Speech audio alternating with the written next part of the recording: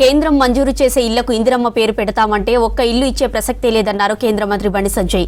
కొత్త రేషన్ కార్డులపై సీఎంతో పాటు ప్రధాని ఫోటో ముద్రించాల్సిందేనన్నారు. లేదంటే కేంద్రమే రేషన్ కార్డులు ముద్రించి పేదలకు బియ్యం ఇస్తుందని చెప్పారు. కరీంనగర్లో బండి ఆధ్వర్యంలో మేయర్ సునీల్ రావు బీజేపీలో చేరారు. బీఆర్ఎస్ పాలనలో అవినీతి అక్రమాలకు అంతు లేకుండా పోయిందన్నారు కేంద్ర మంత్రి. ఇక రేవంత్ రెడ్డి గురువు కేసీఆర్ఏనని, అందుకే ఫోన్ షాపింగ్, కాళేశ్వరం, ఈరేస్ కేసులని మరుగున పడ్డాయని ఆరోపించారు బండి సంజయ్.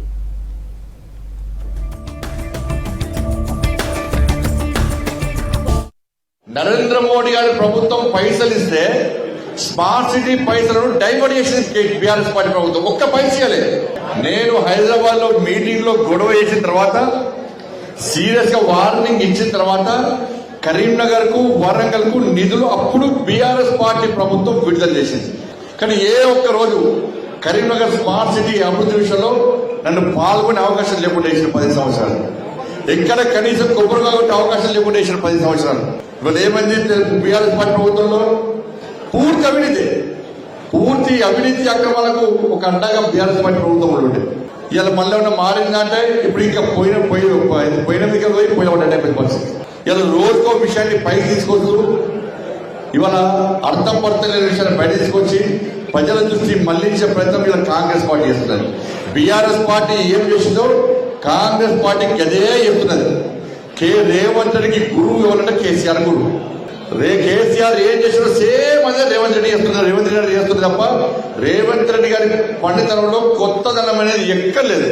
మీరు చూడండి, మొన్నటిదాకనేమో ఫస్ట్ ఏమో ఫామ్ హౌస్ కేసు అన్నాడు, డ్రగ్స్ కేసు అన్నాడు, అది వీకింది. తర్వాత ఫోన్ ట్యాపింగ్ కేసు అన్నారు, అది వీకింది, వాళ్ళు రాలేదు.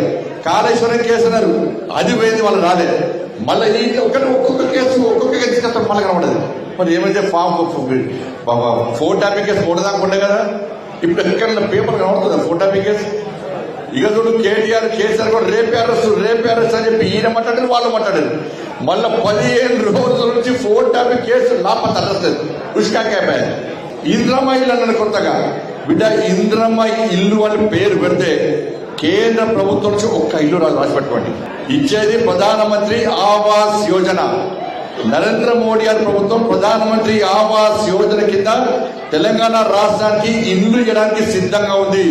మీరు ప్రధానమంత్రి ఆవాస్ యోజన పక్కకు పెట్టి ఇంద్రమ్మ ఇళ్ల పేరుతో మళ్ళా క్యాంప్లింగ్ చేసే ప్రయత్నం చేస్తే ఒక్క ఇల్లు కూడా కేంద్ర ప్రభుత్వం ఇవ్వదు.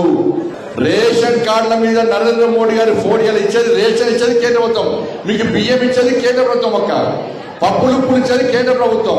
ఇప్పుడు రేషన్ కార్డులు ఇవ్వమంటే రేషన్ కార్డుల మీద ముఖ్యమంత్రి గారు ఫోటో పెడతారు, కాంగ్రెస్ పార్టీ ఇంద్రమ్మ ఫోటో పెడతారు. ఎవరు జాగిరి? ఇచ్చేది నరేంద్ర మోడీ గారు, ఫోటోలు మాత్రం వీళ్ళు పెట్టుకుంటారు. రేషన్ కార్డుల మీద నరేంద్ర మోడీ గారి ఫోటో లేకుంటే మీకు రేషన్ కూడా రాసి పెడతారు. పేదలకు డైరెక్ట్ ఇస్తాం, ఎట్టి ప్లాన్ చేస్తాం. మేము పేదలకు అన్యాయం